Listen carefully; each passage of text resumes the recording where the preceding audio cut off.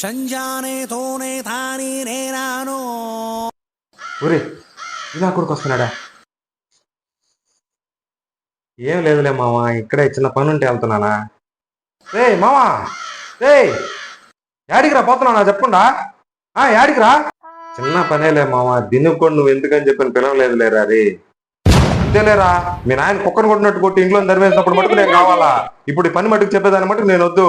ఒరే మామా రే, నీ జీవానికి 40 పెళ్లి చూపులు పోయినారే రే. నాక 40 మందిరా రే. 35 సంవత్సరాలు వచ్చినాయిరా, ఇంకా పెళ్లి కాలేదురా రే. ఈ ఒక్కసారికి నన్ను వదిలేరా రే దేవుడా రే. నీ కాళ్ళకు దండం పెడతారా, నన్ను వదిలేరా రే. అంటే నాకు తెలియకుండానే నువ్వు పెళ్లి చూపులకు వెళ్ళిపోతావు? బా భలే ఇచ్చేవరా నువ్వు ఫ్రెండ్షిప్కి వాల్యూవా. రే నువ్వు వాల్యూ ఇవ్వకపోవచ్చు, నీ పెళ్లి చేసేంత వరకు నేను నిద్ర కూడా పని చెప్తా ఉండా. పొదపా, నేను వస్తాపా పెళ్లి చూపులకి. ఈ సంబంధం ఎట్ట ఖాయం చేయకుండా ఉంటానో చెప్తా. పొదపా. అమ్మాయిని పిలుస్తారా మామయ్య గారు?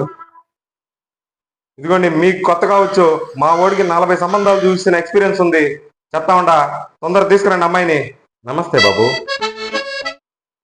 బాగున్నారా? వీడికి కరెక్ట్ గా 4 సంవత్సరాల క్రితం, అంటే వీడప్పుడు వయసు 30 సంవత్సరాలు, అప్పుడు కడుపులో విపరీతమైన నొప్పి పోయి డాక్టర్ దగ్గర చూపిస్తే కిడ్నీలో రాళ్ళు ఉన్నాయని చెప్పినాడు. సరే కిడ్నీలో రాళ్ళు ఉన్నాయి కదా అని చెప్పని విపరీతంగా నీళ్ళు తాగేశాడు. సరే ఊరికే ఒంటేలు వస్తుందని చెప్పని షుగర్ టెస్ట్ చేపిస్తే షుగర్ కూడా ఉందని చెప్పేసినాడు. సరే షుగర్ ఉంది కదా అని చెప్పని మళ్ళా ఆ డాక్టర్ పోయి చూపిస్తే తిండి తగ్గించాయని చెప్పినాడు. తిండి తగ్గిస్తే కడుపు అంతా మంట, ఆ మంటకు పోయి చెక్ చేపిస్తే అవసరం ఉందని చెప్పింది. అది తప్ప మిగతాదంతా పర్ఫెక్ట్ గా ఉన్నాడు, పర్ఫెక్ట్ వాడు. సరేనా?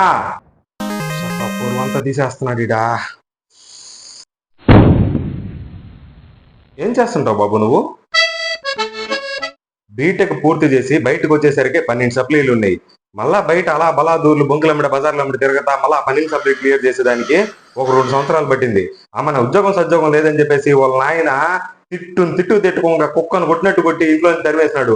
అప్పుడు నేనే ఓడికి షెల్టర్ ఇచ్చి మా రూమ్ లో పెట్టించిన.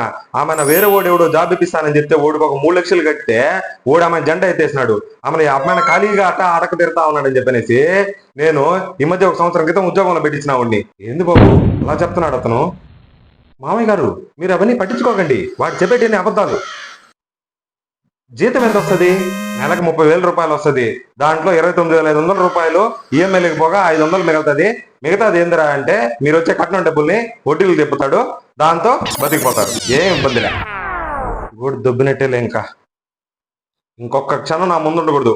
వచ్చిన జాతి రేపు పోతా ఉండండి. నువ్వు బతుకుండగా నాకు ఈ జన్మలో పెళ్ళి అవుతారా?